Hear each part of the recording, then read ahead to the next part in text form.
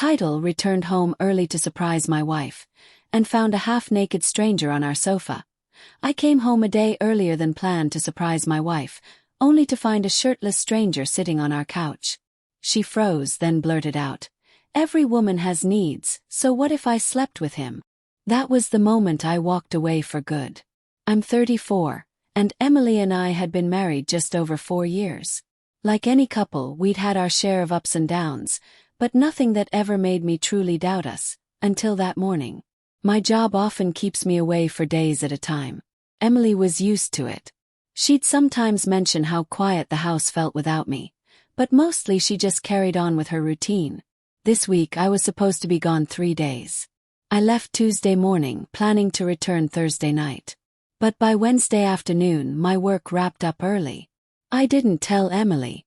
I thought showing up unannounced would be a sweet surprise.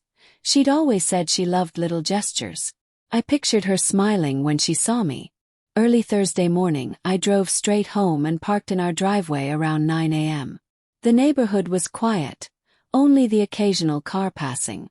I knocked, thinking she might still be in her pajamas. She opened the door wearing a light blue nightdress, hair slightly messy, but not in the just woke up way. More like she had rushed to get ready. There was no smile, no warmth, just a stunned look. Her eyes flicked past me, as if checking for someone else. Then I saw movement inside. On our sofa sat a man I'd never seen before, bare-chested, wearing jeans. He looked startled, almost guilty. Emily's voice was tight. Why are you home?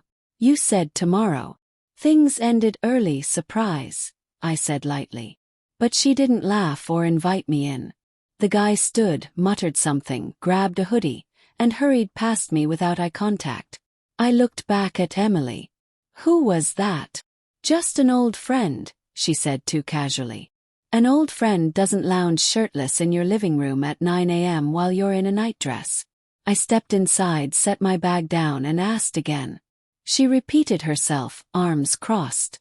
I've always trusted my gut, and it told me she was hiding something. I told her, "If it's nothing, you won't mind me checking the cameras." Her reaction was instant. "Why would you do that?"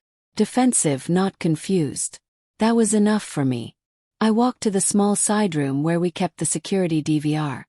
She followed, her tone sharp, accusing me of invading her privacy.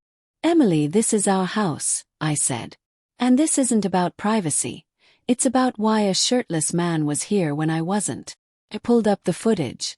An hour after I'd left for my trip, the same man appeared at our front door with a paper bag in hand. She greeted him warmly, kissed his cheek, and then his lips, before pulling him inside. On the living room feed, they laughed, touched, and leaned into each other like a couple. Paused the video.